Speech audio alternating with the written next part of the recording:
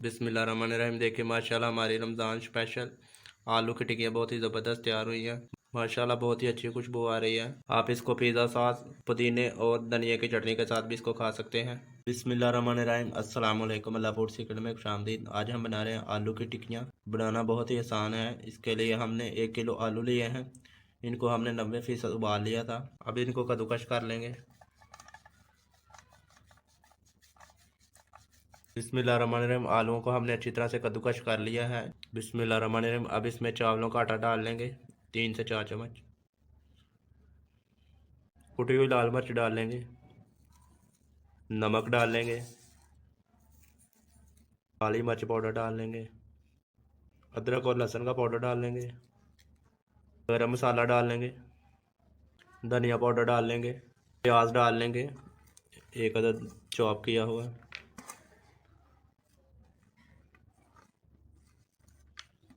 सब्ज़ धनिया डाल लेंगे। आप इन तमाम चीज़ों को अच्छी तरह से मिक्स कर लेंगे।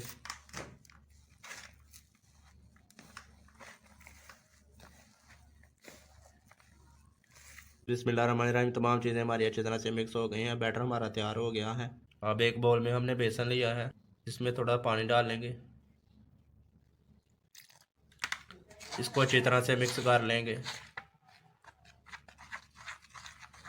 बेसन हमारा पानी में अच्छी तरह से मिक्स हो गया है। बिस्मिल्लाहिर्रहमानिर्रहीम। अब इसकी टिक्कियाँ बना लेंगे।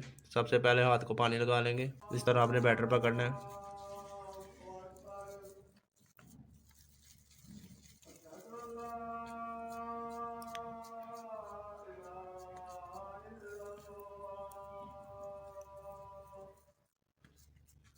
इस साइज़ की हमने बना ली है।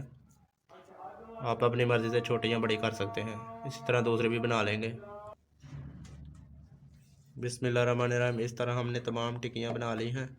अब इनको फ्राई कर लेंगे। हमने पैन में ऑयल डालकर इसको गर्म कर लिया है। अब जो टिक्की हमने तैयार की थी वो बेसन में डिप कर लेंगे।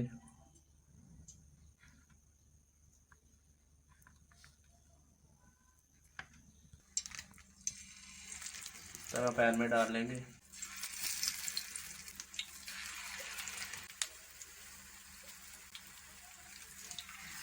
याद रहे कि आपने ऑयल थोड़ा डालना है। अगर ज़्यादा ऑयल डालेंगे तो ये टूट जाएंगी। आंच हल्की रखनी है आपने। अब इसको एक साइड से 2 से 3 मिनट के लिए अच्छी तरह से पका लेंगे। वो पलट लेंगे।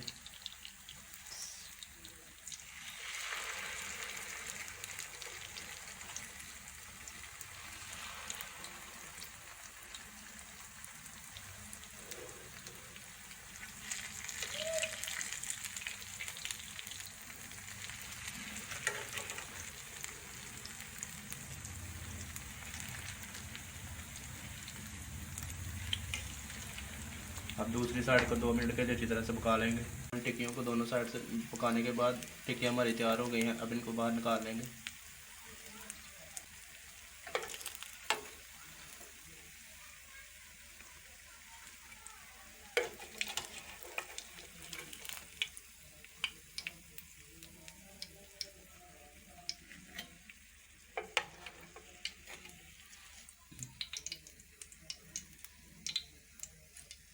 इसी तरह दूसरी भी बना लेंगे। बिस्मिल्लाहिर्रहमानिर्रहीम। देखिए माशाल्लाह हमारी रमज़ान स्पेशल आलू की टिक्कियाँ बहुत ही ज़बरदस्त तैयार हुई हैं। माशाल्लाह बहुत ही अच्छी खुशबू आ रही है। आप इसको पिज़्ज़ा सॉस, पुदीने और धनिया की चटनी के साथ भी इसको खा सकते हैं।